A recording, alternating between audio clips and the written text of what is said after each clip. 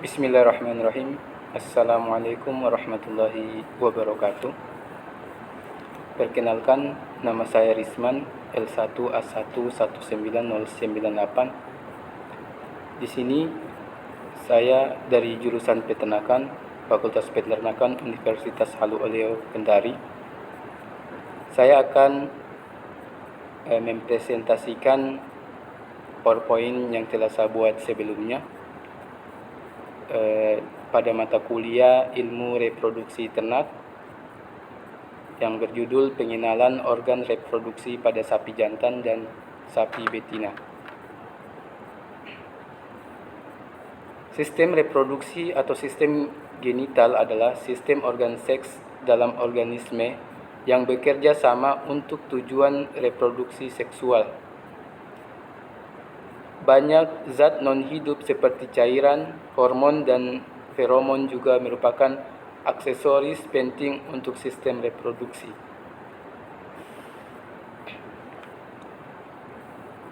Selanjutnya kita menuju pada organ reproduksi pada sapi jantan.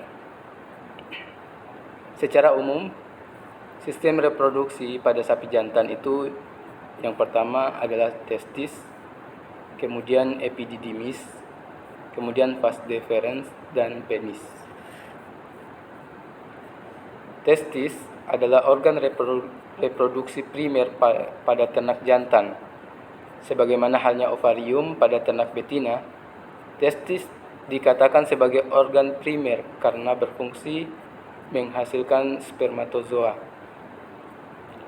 Testis dibungkus oleh kapsul putih mengkilat yang banyak mengandung serabut syaraf dan pembuluh darah yang terlihat berkelok-kelok. Organ reproduksi berikutnya yaitu epididymis. Epididymis merupakan saluran reproduksi yang amat penting karena saluran sangat menentukan kemampuan fertilitas sperma yang dihasilkan. Adapun fungsi pokok epididymis adalah alat transfer, pendewasaan, penimbunan sperma, dan sekresi cairan epididymis. Sperma akan melewati epididymis berkisar antara 9 sampai 13 hari yang dialirkan oleh cairan testis.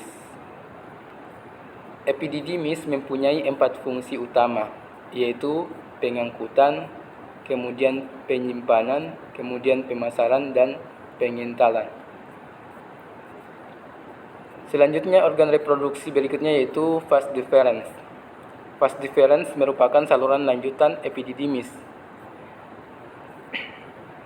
Vas deferens memiliki fungsi untuk mengangkut sperma dari epididymis menuju kantung sperma. Dan saluran sistem pencernaan berikutnya yaitu penis.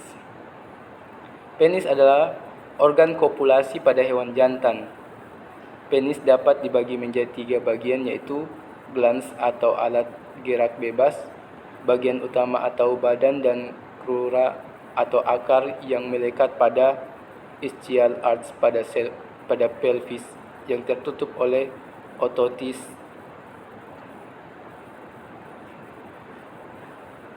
Kemudian alat reproduksi pada sapi betina.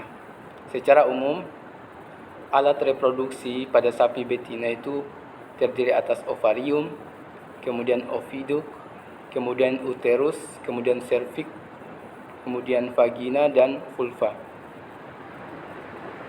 Yang pertama, ovarium. Ovarium adalah organ primer sistem reproduksi pada betina, seperti halnya testis pada hewan jantan. Ovarium dapat dianggap bersifat endokrin atau sitogenik atau menghasilkan sel. Ovarium ini berfungsi untuk menghasilkan sel telur.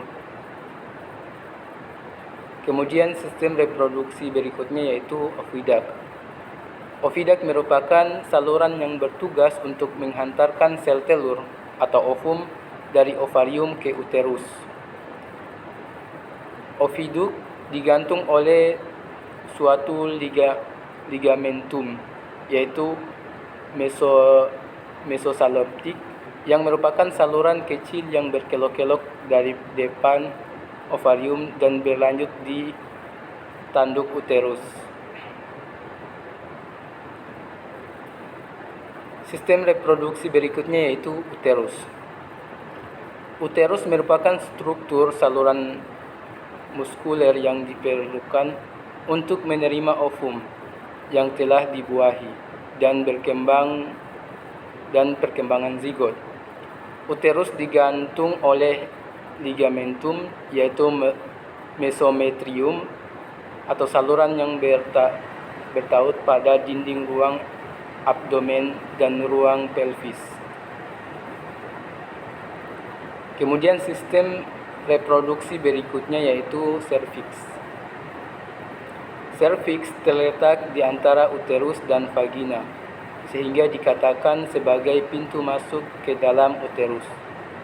Serviks ini tersusun atas otot daging sphincter. Terdapat lumen serviks yang terbentuk dari gelang penonjolan mukosa serviks dan akan menutup pada saat terjadi estrus dan kelahiran. Sistem reproduksi berikutnya yaitu vagina. Vagina adalah organ reproduksi hewan betina yang terletak di dalam pelvis, di antara uterus dan vulva. Vagina memiliki membran mukosa disebut epitel squamosa berstrata yang tidak berkelenjar, tetapi pada sapi akan terdapat kelenjar.